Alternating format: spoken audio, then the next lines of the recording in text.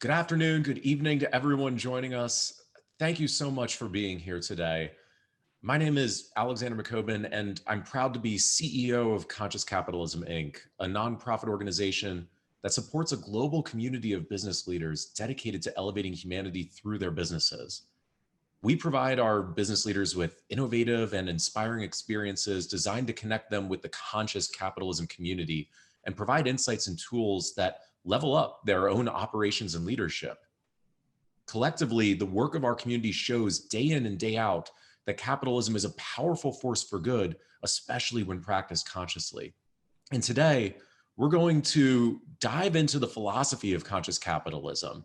And then I have the absolute privilege to interview Alan Lazowski, whose story is going to take that philosophy from the abstract to the very practical. So as we go through this, please jot down your questions for Al at any point, as we're going to be opening up those questions as we get further along. You can type them into the Q&A box at the bottom right hand of your screen. And so for those that are new to our organization and movement, welcome. Who we are and what we stand for can best be summed up in the first paragraph of the Conscious Capitalist Credo, a document written by the founders of our organization, which reads, "We believe that business is good because it creates value. It's ethical because it's based on voluntary exchange. It's noble because it can elevate our existence. And it's heroic because it lifts people out of poverty and creates prosperity. Free enterprise capitalism is the most powerful system for social cooperation and human progress ever conceived. It is one of the most compelling ideas we humans have ever had. But we can aspire to even more." Conscious capitalism is not a checklist of things to do, but rather it's a business strategy to weave into the DNA of a company.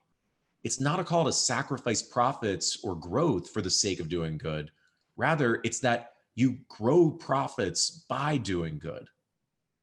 We don't represent a political stance, a marketing strategy, or a type of corporate social responsibility. Every and any business professional who believes that business can be a force for good are invited to be part of our community. The philosophy of conscious capitalism centers around a framework known as the Four Tenets, which were solidified in a book written by John Mackey and Raj Sisodia in 2013 as a higher purpose, conscious culture, conscious leadership, and stakeholder orientation. Now, the first tenet of higher purpose is a company's why. Elevating humanity through business begins with knowing why your company exists. Businesses should exist for reasons beyond just making a profit. We see profit as necessary. It is a means to achieve that higher purpose, but it's important to recognize it's not an end in itself. Examples of a higher purpose for which profit serves include things like Hyatt's goal, "We care for people so that they can be their best," or JB& Consulting's purpose, "To help our clients and colleagues pursue their greatest potential, make a meaningful difference, and enjoy the journey," or IGS Energy's, "To create a meaningful energy future together," or First United Bank's, "To inspire and empower others to spend life wisely." Studies show that a higher purpose can have powerful results for a business. Gallup has found that 90% of employees in purpose-driven companies report feeling engaged versus 32% in other companies.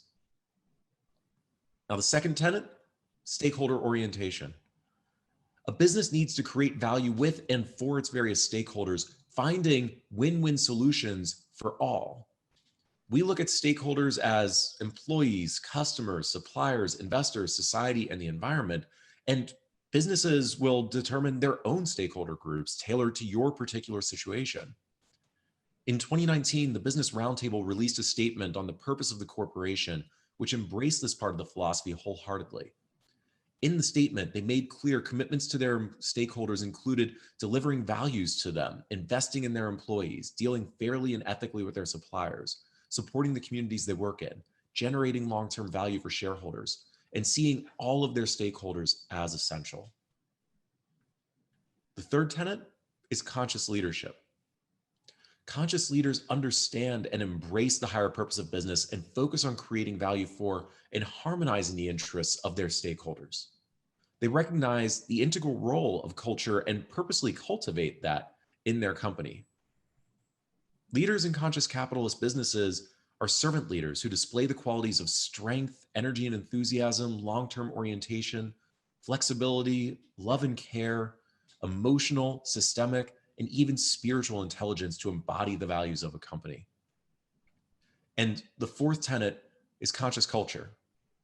This is the ethos, the values, principles, practices underlying the social fabric of a business, which permeates the atmosphere of that company and connects the stakeholders to each other and to the purpose, people, and processes that make up a company. All companies have a culture, but not all companies intentionally develop that culture to promote the values and purpose they want. Conscious cultures display qualities of trust, accountability, care, transparency, integrity, loyalty, and egalitarianism, and it rewards companies. In a Bain & Company study, they found that 70% of business leaders agree that culture provides the greatest source of competitive advantage for a company. Now, that's the philosophy. We want to make this really tangible for you. And so I now want to welcome Alan Lazowski, the CEO of Laz Parking. Today, with his original partners and lifelong friends, Jeff Karp and Michael Harth, Al is the driving personality behind the incredible company culture that continues to make Laz Parking the fastest growing parking company in the United States. Al, it's been such a pleasure to get to know you the last few years, to have you on Conscious Capitalism's board, and such a pleasure for us to get to talk today. It's my pleasure. It's an honor to be with you today. I really appreciate it, Alexander. So let's dive right in, and I want to ask, when did you first start to consider yourself not just a capitalist, but a conscious capitalist? Well, thank you. First, I just want to say hello to everyone out there and hope you're all healthy and safe. And thank you for being part of Conscious Capitalism. Thank you for listening in today. And thank you for being like-minded and like-hearted. And Alexander, to answer your question, I had the great honor of being the first valet parker at Laz Parking back in June of 1981 with my childhood best friends, Jeff Karp and Michael Harth, from 9 years old and 12 years old. And we all realized early on that you're only as good as the people you have working with you. And we created our mission statement of creating opportunities for our employees and value for our clients. But creating opportunities for our employees came first. And we knew that having successful people that we could take care of, that could grow, would help grow our business. So I think we were unconsciously practicing conscious capitalism since we started 40 years ago. I love that. And it gets to how these are just principles that leaders can run on, whether they call it conscious capitalism or not. And it even gets to the next question of, what does a conscious leader look like to you? Well, you know, I often tell a little bit about my family story. My dad is my greatest mentor. My mom and dad are both Holocaust survivors. And my dad, Rabbi Philip Lazowski, is the greatest spiritual leader in the Hartford community for the past 65 years. But he survived because he was saved by a woman in a selection line while he was 12 years old, in a selection line facing death. And he was saved by a woman that pretended that he was her son and risked her life and her two young girls' lives. Unfortunately, my father's mother got killed, two brothers and a sister got killed, and he lived in the woods for 2.5 years. And he eventually survived with his father and one brother. And he came to the United States penniless, graduated and came to Brooklyn, New York when he was 17 years old, graduated high school in 1 year, went to Brooklyn College, Yeshiva University, and became a rabbi and a teacher and a rabbi. And through that journey, he actually found that woman that saved his life and married her daughter, the 7-year-old girl in that selection line. So I believe that being a conscious leader is all about having mentorship, having people that believe in others, that believe in elevating humanity. And when we have an opportunity to bring our humanity to the moment and help somebody in need, we do it. Every time you tell that story, I'm just blown away by it. And thank you, Alan, for sharing that again. So next, want to talk about conscious culture, and want to ask how you would describe what a conscious culture looks like at a company, or how it looks like at Laz. Thank you. You know, I'll tell you a story that happened at Laz about 25 years ago.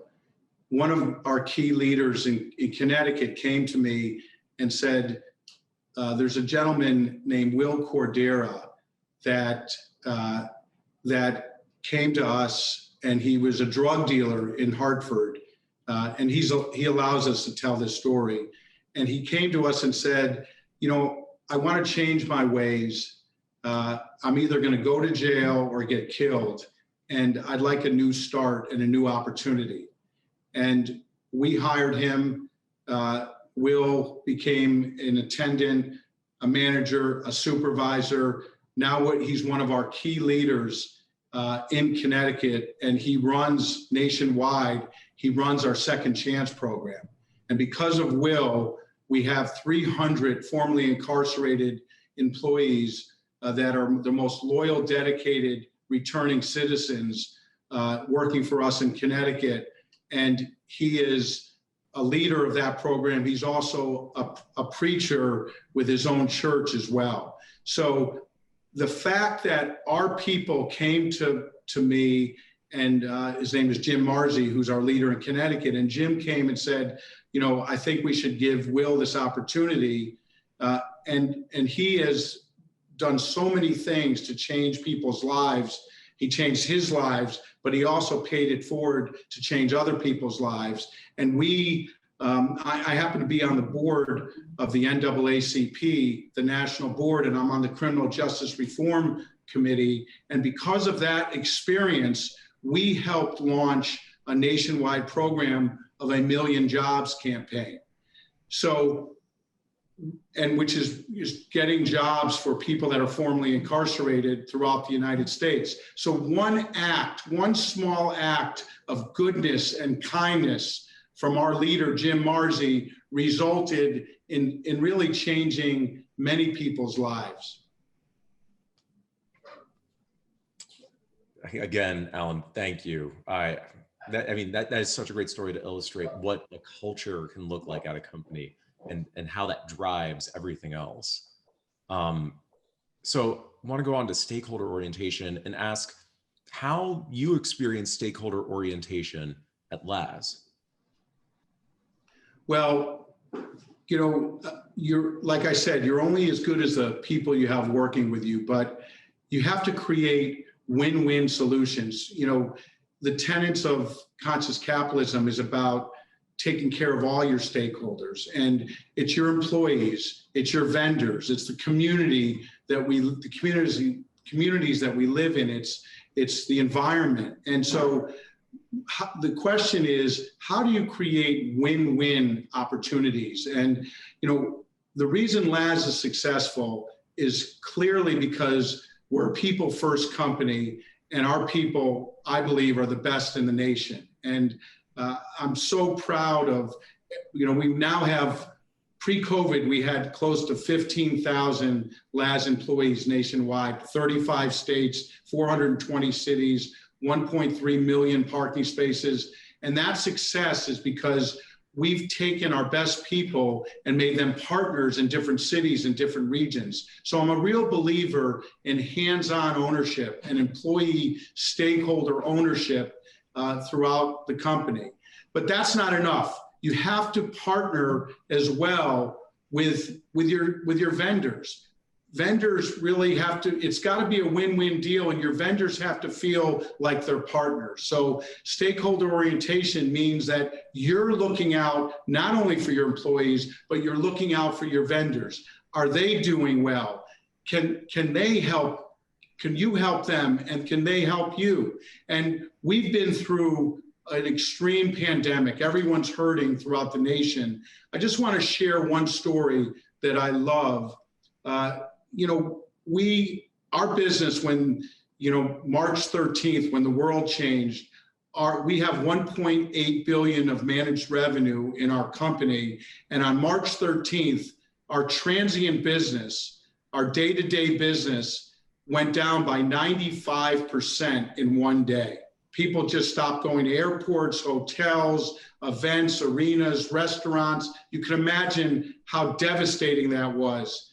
And we had to, unfortunately, furlough 7,800 employees. We couldn't sleep at night. We worked with the federal government.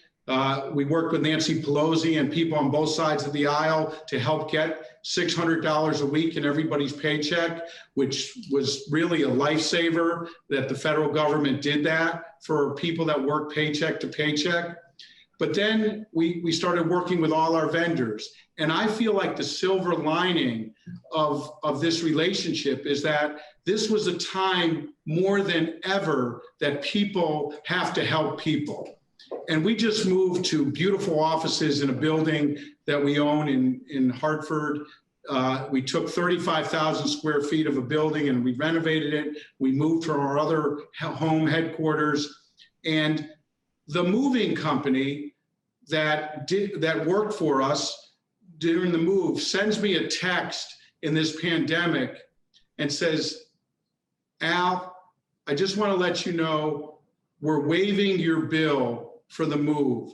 I know that you've suffered much through this pandemic and you've done so much to help us and the community. It's time that we take care of you. And we didn't ask for it. We didn't expect it.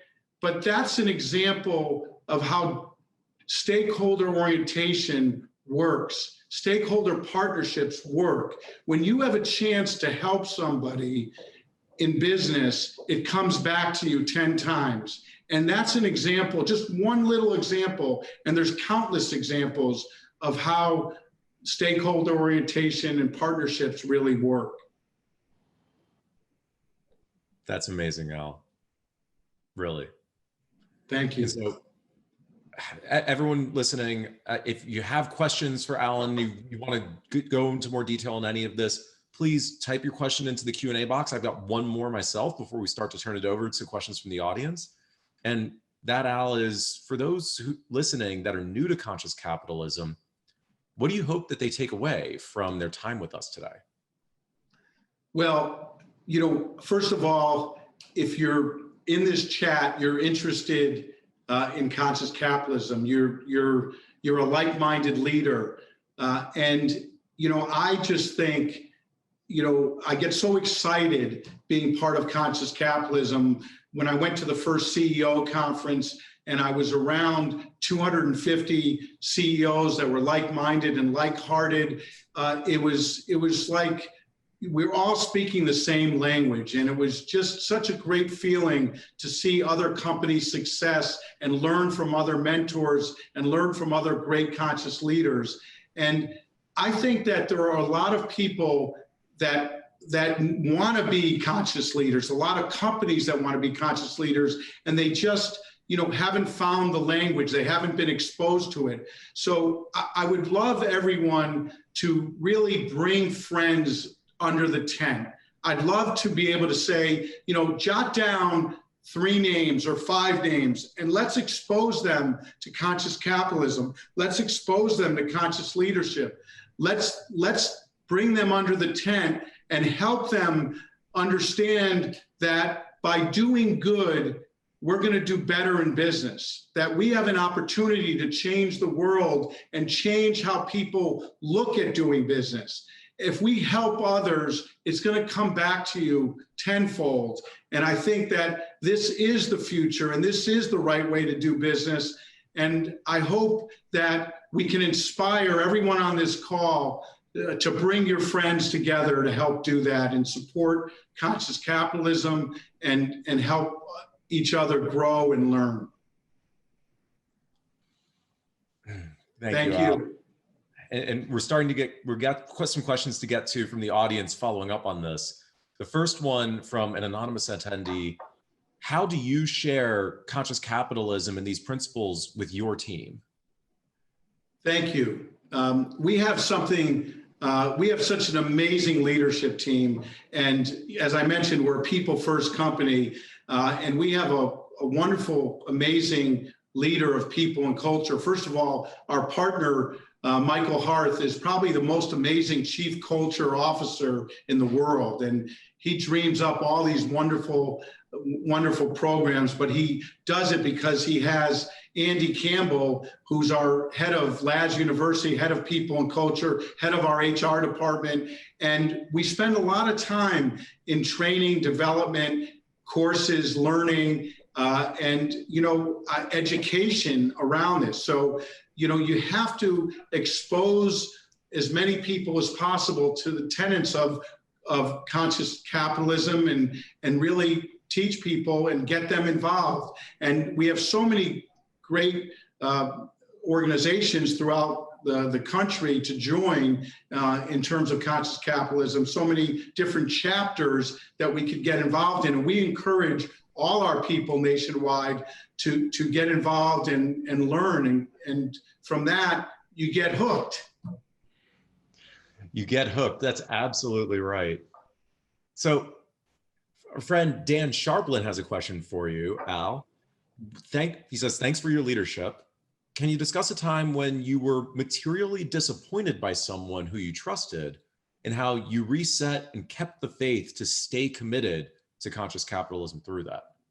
First of all, Dan, thank you for being on this call today. Dan is a dear friend. And Dan, I actually told Alexander before we joined today that I recruited you to be a member of our growth committee, and you immediately said yes. So let's give Dan a round of applause, Alex, and a big thank you for that. Okay. Thank you, Dan. But what was the question again? Can you discuss it? I mean, the appreciations are so important here. Can you discuss a time when you were materially disappointed by someone who you trusted and how you reset and kept the faith to stay committed to conscious capitalism? Yeah, well, thank you. Listen, first of all, I always believe in looking at the good in people. I always believe in humanity. And yes, when you open yourself up and you help people and you want to have an open mind and an open heart, sometimes you're disappointed. But, hopefully those people will learn and hopefully they'll come around. But I would recommend that you never change the way you are. You may feel sorry for those people, but they're going to learn one day and come back. And, we just have to stay true to our mission and true to our cause, and things will work out well. So Diane Sutter has a follow-up question. Can you share about the good work that your company has been doing with Teresa Carrington, another conscious capitalist CEO that I know that we all know that you've been developing a strong partnership with? Yes, well, Laz has a charitable foundation, and Teresa with the 10 by 3 organization is amazing. If anyone hasn't had a chance to look at our website or talk to Teresa, please do.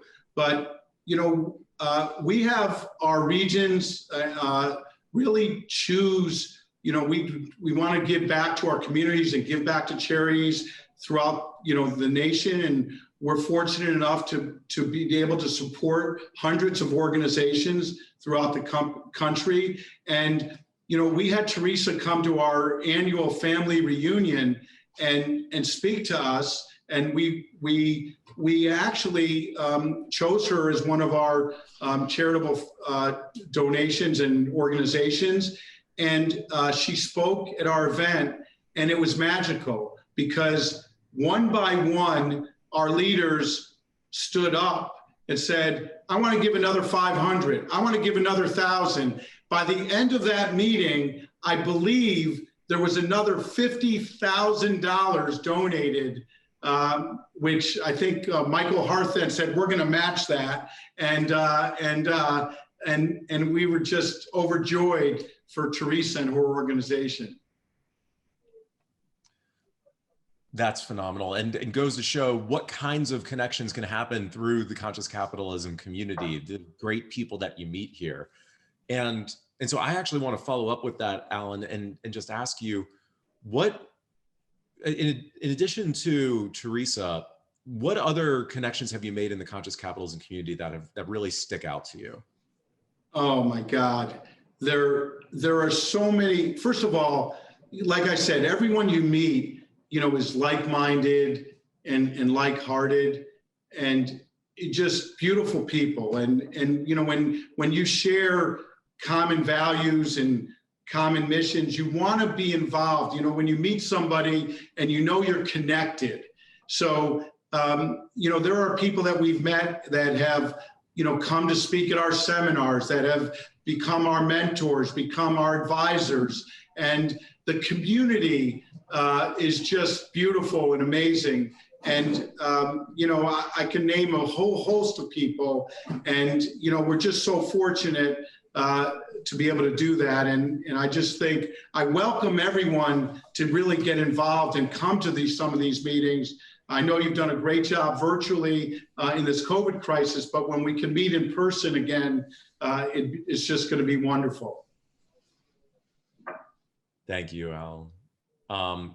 Susie Hoff has a question. She teaches HR and OB-related courses at an international university and would love to incorporate these ideas into her curriculum to spread the word around the world. Do you have any ideas or resources or suggestions for her about introducing this to her curriculum and students? Yes. The first idea would be to have her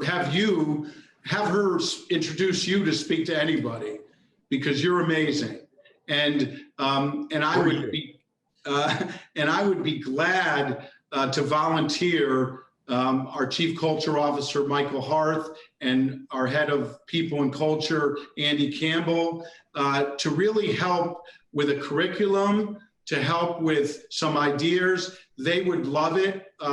And, we'd be glad to help try to weave something in.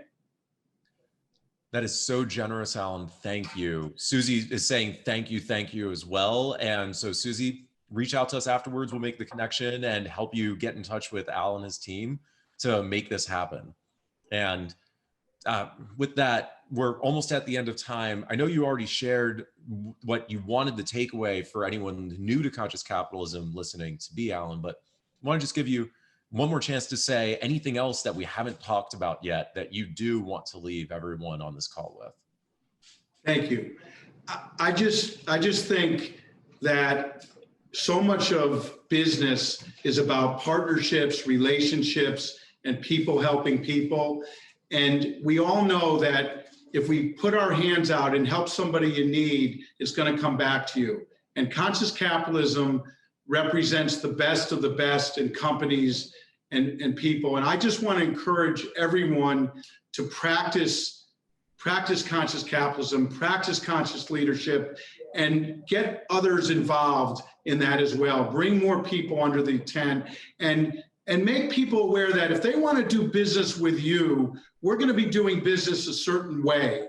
And we believe in conscious capitalism, and we believe in conscious leadership, and we want to bring you into the fold, into the family with us. And I think we will make the world a better place if we can all do that together. So thank you for this opportunity. It's a gift for me to speak to people. It's a gift for me to be with you always, Alexander. You're a tremendous leader, and you're really helping change the world with what you do. Thank you, Alan. You are the reason that I'm here and that I love this movement and I love being a part of this. And thank you everyone who's joined us today to listen in, especially in December. I know that with the holidays coming up, there's a lot going on, but we're so appreciative of you being here, learning more about conscious capitalism and getting involved. Again, Alan, thank you so much. Thank you. Thank you. That was great. It really was because of you. Thank you. Everyone, have a great afternoon and evening, and see you soon. Happy holidays, everyone.